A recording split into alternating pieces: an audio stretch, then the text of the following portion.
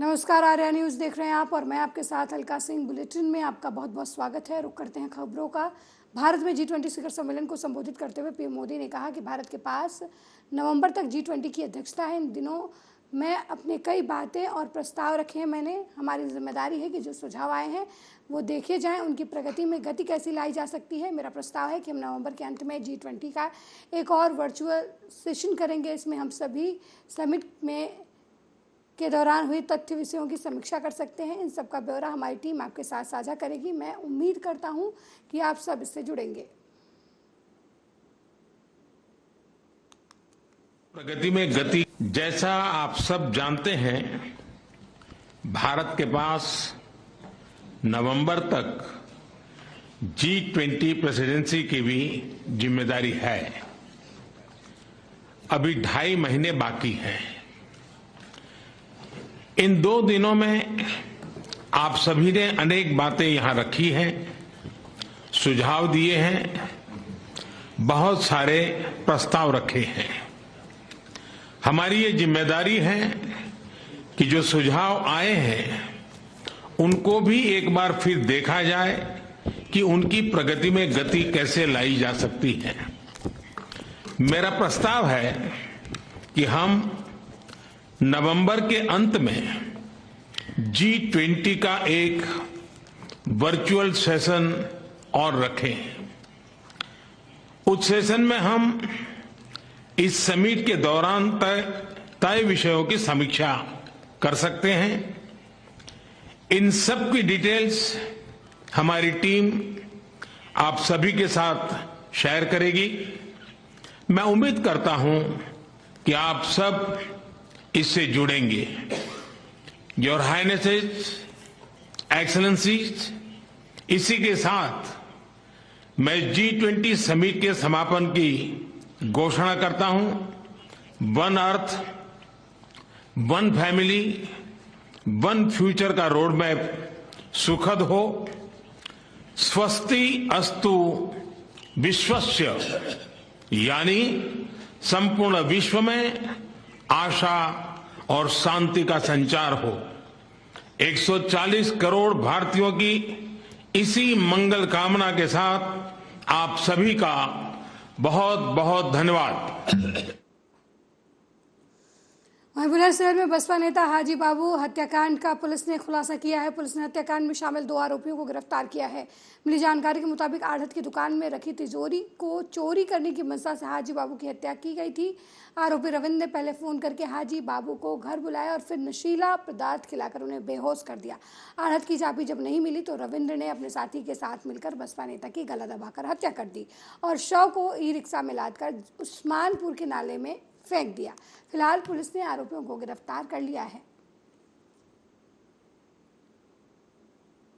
8 तारीख में सायंकाल थाना प्रजानगर पे एक सूचना दी गई कि हाजी बाबू नामक व्यक्ति जो है वह गायब हो गया है करीब 1:30 बजे से।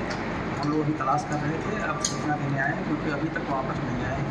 इस सूचना पर मुंसुगी थाने पर दर्ज की गई थी, उसकी छानबीन की जा रही थी। इसी बीच जब पता चला तो वहाँ पर SOG भी लगा दी गई थी। तो थाना पुलिस और SOG ने मिलकर के छानबीन किया और उसके मोबाइल नंबर वगैरह को ढूंढा तो पता चला कि उसका मोबाइल कहीं सीखा गया था। वहीं आसपास उसको बरामद किया गया मोबाइल को।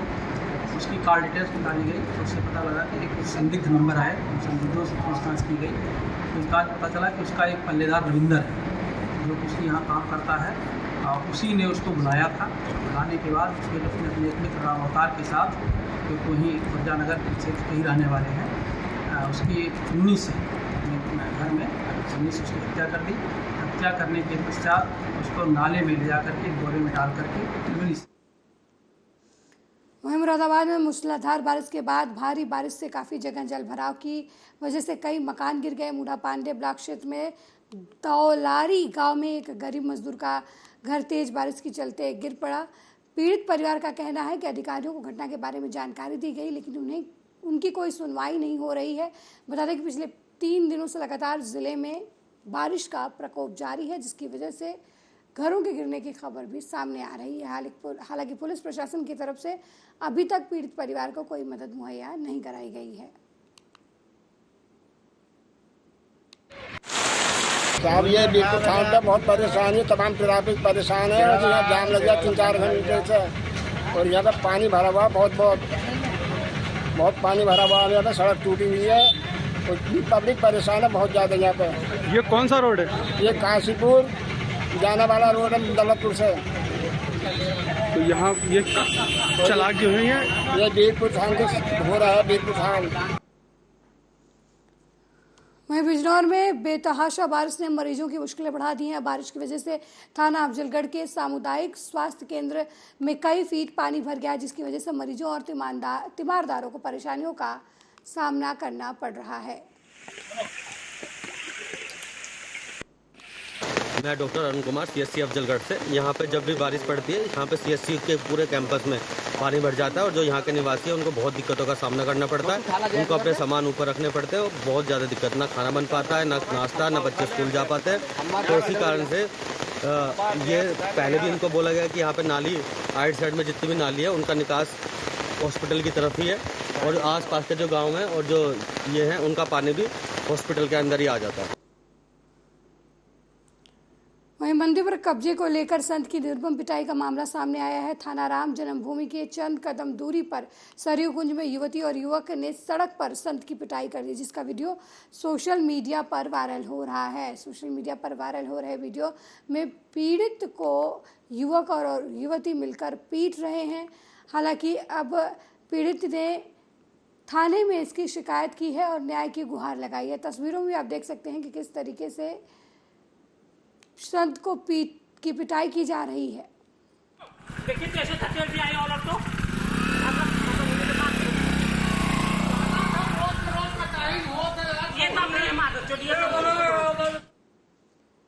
वहीं इंदौर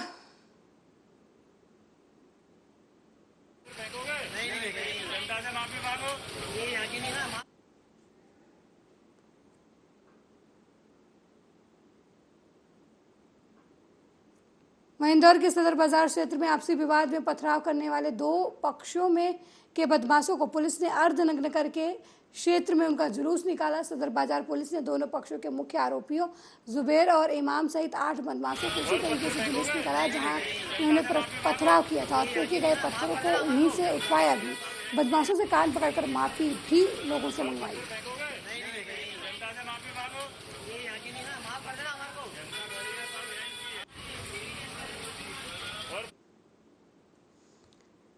वहीं रायबरेली में घर में सो रहे दिहाड़ी मजदूर को सर्प ने डस लिया, जिसकी जानकारी होते ही परिजन उसे आनन फानन में इलाज के लिए CHC बछरावा ले जा रहे थे, लेकिन CHC पहुंचने से पहले ही मजदूर की रास्ते में ही मौत हो गई, जिसकी मौत से परिजनों में कोहराम मच गया। वहीं सूचना पाकर मौके पर पहुंची पुलिस ने शव को कब्जे में लेकर पोस्टमार्टम के लिए भेज दिया है।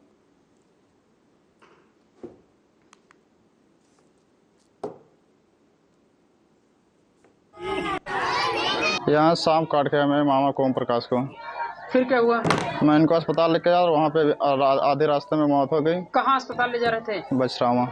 पुलिस को सूचना दी गई? हाँ, पुलिस को सूचना तो नहीं दी गई, सुबह दी गई है।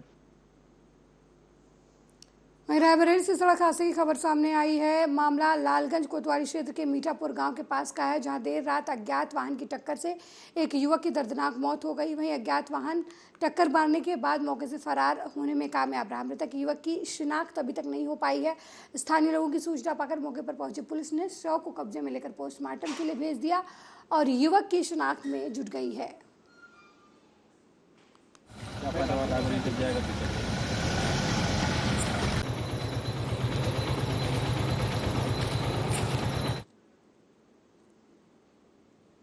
वहीं देर रात नशा रोको एक्शन कमेटी द्वारा लगाए गए नाके के दौरान नौजवान को मोटरसाइकिल पर आते देख कमेटी ने उन्हें रोकने की कोशिश की, तो मोटरसाइकिल सवार नौजवान ने उन्हें जसबीर सिंह पर तेजधार हथियार से हमला बोल दिया। सर पर चोट लगने की वजह से जसबीर सिंह घायल हो गए। उन्हें हॉस्पिटल ले जाया गया, लेकिन रास्ते में ही उनकी मौत हो गई। हालांकि हमला करने वाले युवकों में से कमेटी ने एक को पकड़ लिया और पुलिस के हवाले कर दिया।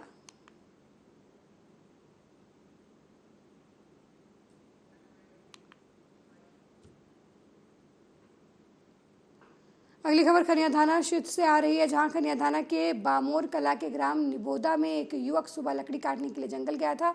तभी जंगल में लकड़ी काटने के दौरान निबोदा के जंगल में तेंदुए ने अचानक उस पर हमला कर दिया। हमला करने के बाद अपने बचाव में भागने के दौरान व्यक्ति की पत्थरों से टकराकर मौत हो गई। वहीं ग्रामीणों और चरवाहों के अनुसार निबोदा के जंगल में पिछले कई दिनों से एक तेंदुआ देखा जा रहा है और उसकी शिकायत भी की गई है वन विभाग से। तेंदुए ने कई जानवरों को अपना शिकार भी बनाया है, लेकिन वन विभाग की तरफ से इस मामले में कोई सर्चिंग अभियान नहीं चलाया गया और अब ये घटना सामने आई है। फिलहाल घटना की सूचना पाकर फॉरेस्ट विभाग की टीम मौके पर पहुंच गई है और अपनी जांच शुरू कर चुकी है।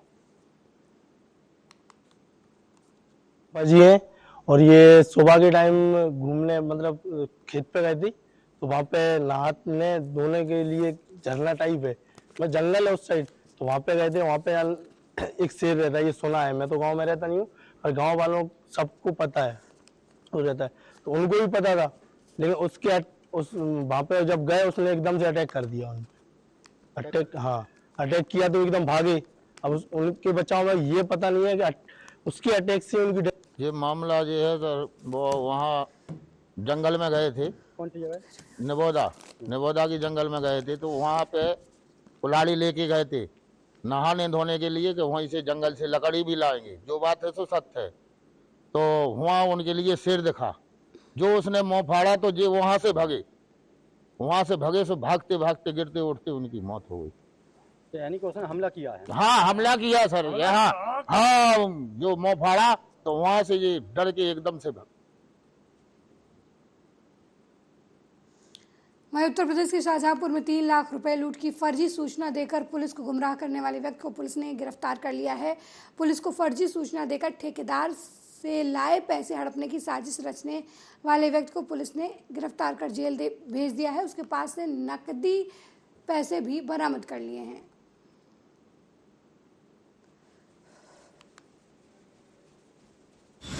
साढ़े 7 की रात्रि को इंस्पेक्टर मदनापुर क्षेत्र में भ्रमणशील थे। इसी समय उनको बरुआ चौकी के पास एक व्यक्ति राम नरेश, जो बदायूं के रहने वाले, उन्होंने सूचना दी कि थाने में सहोरा पुलिया के पास उनसे 3 लाख की लूट हो गई है। 3 अज्ञात बदमाश मोटरसाइकिल से उनके बैग में रखते 3 लाख रुपये छीन के भाग गए हैं। इस सूचना पर थाना पुलिस मौके पहुंची, उसने गंभीरता से प्रकरण की जांच की। आसपास के लोगों से पूछताछ की गई तो किसी ने वहाँ इस तरह घटना होने की पुष्टि नहीं की गई। इसके बाद शक होने पर पुलिस ने राम नरेश से कड़ाई से पूछताछ की तो वहीं अलीगढ़ थाना चंडौस क्षेत्र के गांव बहारपुर में जमीन बेचने को लेकर हुए विवाद में बेटे ने मामा के साथ मिलकर पिता की धारदार हथियार से हत्या कर दी। पुलिस ने आरोपी बेटे और उसके मामा को गिरफ्तार कर लिया। हत्या में इस्तेमाल हथियार भी पुलिस ने बरामद कर लिया है।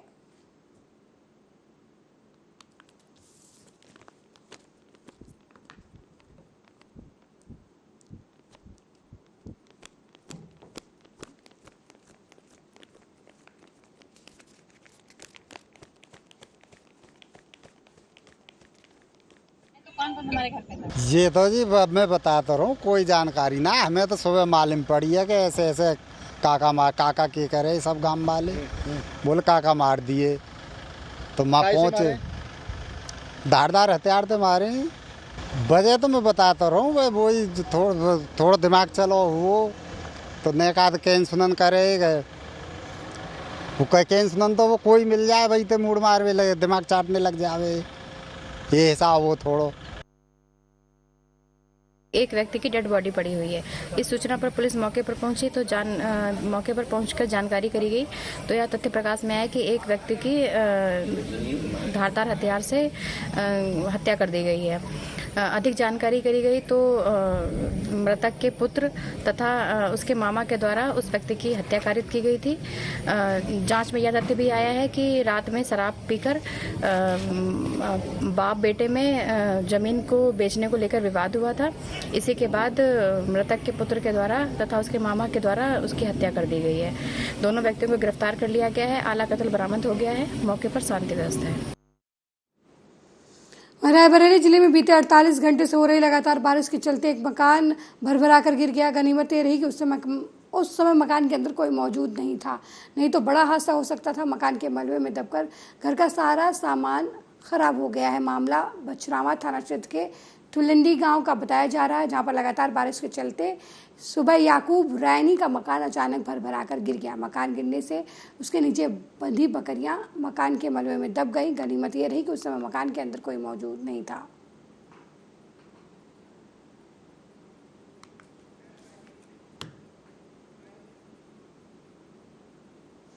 उत्तर प्रदेश सरकार की सड़कों को गड्ढा मुक्त करने के लाख दावों के बावजूद ये धरातल पर नहीं साबित हो रहा है। दूर दराज के ग्रामीण इलाकों में लोग इन गड्ढों की वजह से जिंदगी और मौत के बीच जूझ रहे हैं। ताज़ा मामला रायबरेली के बछरावा विकासखंड के विशुनखेड़ा के संजय नगर का है, जहां 2 दिन से हो रही बारिश से सड़कें जलमग्न हो गई हैं। गड्ढों में पानी भर जाने की वजह से साधनों का आवागमन ठप हो गया है, जिससे बीमार को ले जाने वाली एम्बुलेंस भी वहां नहीं पहुंच पा रही है और लोगों को अपने मरीजों को ठेला गाड़ी और अन्य साधनों के जरिए अस्पताल ले जाना पड़ रहा है।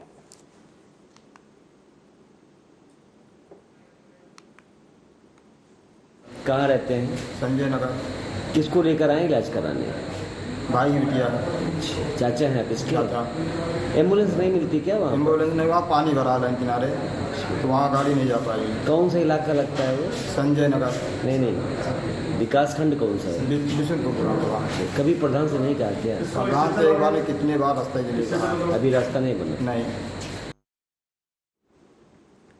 वहीं कटनी में सलीमनाबाद थाना क्षेत्र में घर से 2 दिन पहले मछली मारने के लिए निकले 2 युवकों की सिलपिरा नदी में डूबने से मौत हो गई। दोनों युवक 2 दिनों से लापता थे, जिनके परिजनों ने नदी और अपने आसपास के क्षेत्र में युवकों की खोजबीन भी की थी, लेकिन कोई सुराग नहीं मिल पाया था।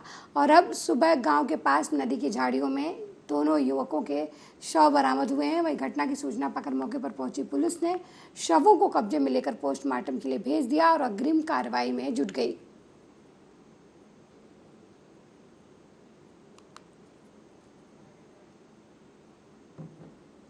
घर से बता के गए हैं कि मतलब हम जा रहे हैं कुछ काम से। अब इनकी बॉडी आज सुबह 8 बजे, 2 दिन से लापता थे परसों रात से, और इनकी बॉडी आज मिली है सुबह। जब लोग खेत जाते हैं नदी में, सिलपरा नदी है, छोटी कारीपाथा ग्राम पंचायत मलिया में, तो पुरानी नदी है, तो उसी में इनकी बॉडी दोनों तैरती हुई मिली है। तो जब ग्रामीण जनों ने देखा तो इसकी जानकारी टीआई साहब के मोबाइल फ़ोन पर गांव वालों सरपंच द्वारा दी गई थी। तब टीआई साहब के हमरा संतराम एसआई संतराम यादव, केशव दुगोई और मैं अविनाश मिश्रा के शासकीय वाहन से रवाना होकर छोटी कारी पाथर गए थे, जहां पर सिलपरा नदी में संतोष यादव के खेत के पास 2 व्यक्तियों की लाश पानी में नाले में तैरते हुए और झाड़ियों में फंसी थी, जिन्हें उपस्थित लोगों से मिलकर बाहर निकलवाए और 100 का पंचनामा कार्रवाई कर पीएम वास्ते शासकीय अस्पताल सलीमनाबाद रवाना किया। मध्य प्रदेश राज्य विधिक सेवा प्राधिकरण जबलपुर के निर्देशन और प्रभात कुमार मिश्रा, प्रधान जिला और सत्र न्यायाधीश जिला विधिक सेवा प्राधिकरण देवास के मार्गदर्शन में राष्ट्रीय लोक अदालत का शुभारंभ किया गया। राष्ट्रीय लोक अदालत में कुल 126 प्रकरणों का निराकरण आपसी समझौते और राजीनामा के तहत किया गया। इस दौरान घरेलू कलह के चलते चल रहे मामलों का भी निपटारा किया गया और पति पत्नी में आपसी सुलह समझौता भी इस दौरान करवाया गया।